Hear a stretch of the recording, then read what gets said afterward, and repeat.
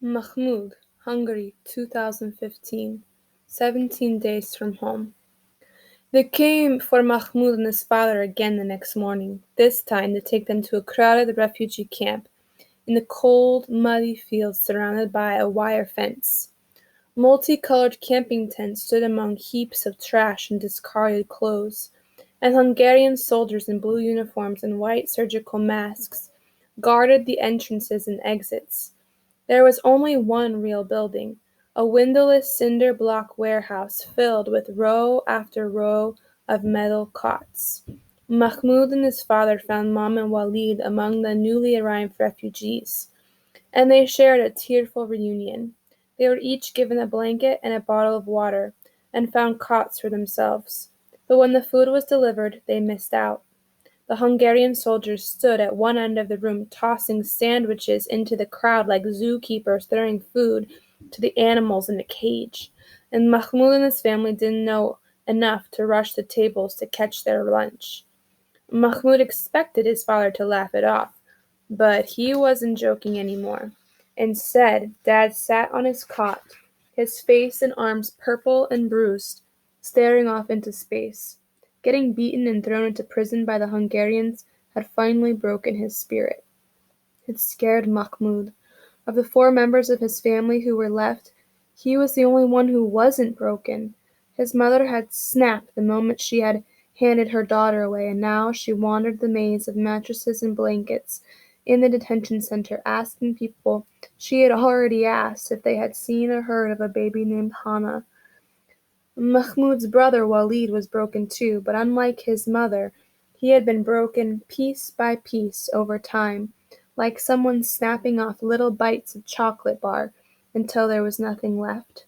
He lay listless on a foam mattress, disinterested in the card games or soccer games the other children were playing. Whatever childish joy he had once possessed had been sucked out until there was nothing left. And now his father was dead inside too. Mahmoud fumed. Why were they even here?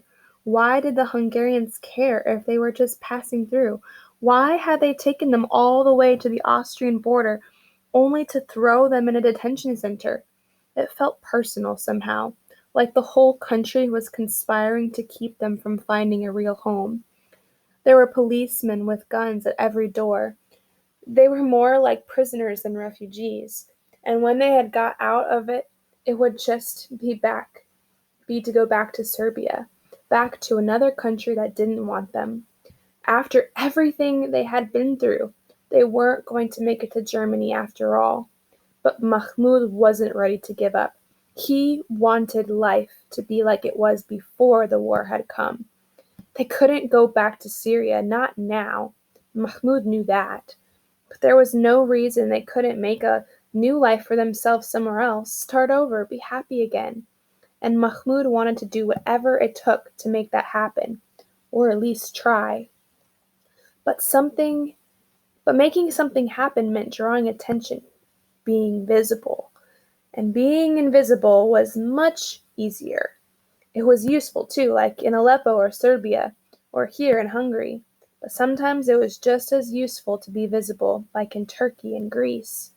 The reverse was true too, though. Being invisible had hurt them as much as being visible had. Mahmoud frowned, and that was the real truth of it, wasn't it? Whether you were visible or invisible, it was all about how other people reacted to you. Good and bad things happened either way. If you were invisible, the bad people wouldn't hurt you. That was true. But the good people couldn't help you either. If you stayed invisible here, did everything that you were supposed to do, and never made waves, you would disappear from the eyes and minds of all the good people out there who would help you get your life back. It was better to be visible, to stand up, to stand out. Mahmoud watched as a door on a nearby wall opened, and a group of men and women in light blue caps and with vests with the letter UN written on them came inside, escorted by some important-looking Hungarian soldiers.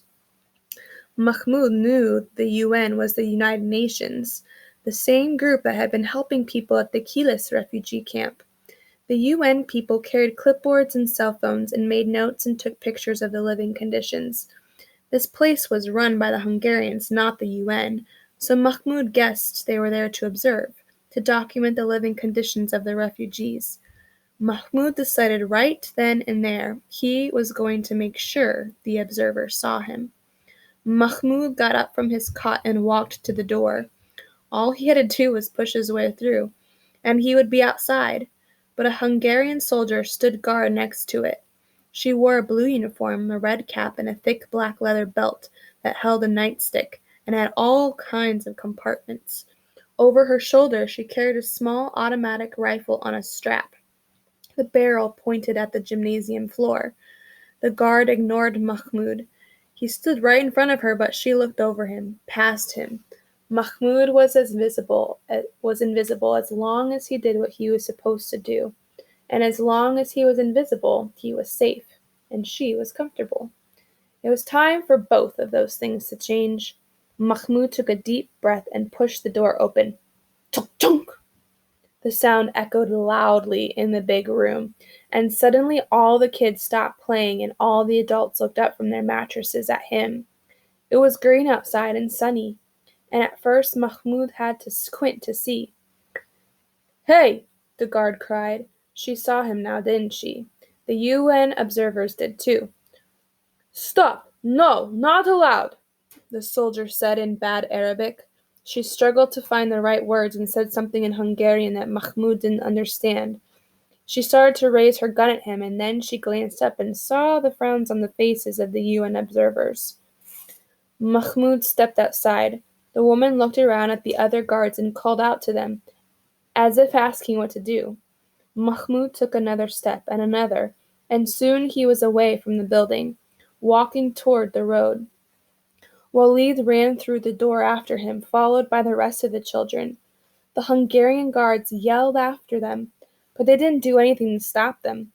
"Mahmoud!" Walid said, panting as he ran up alongside his brother. His eyes were bright and alive, for the first time Mahmoud could remember. "Mahmoud, what are you doing?" "I'm not staying in that place and waiting for them to send me back to Serbia. Come on," Mahmoud said. "We're walking to Austria."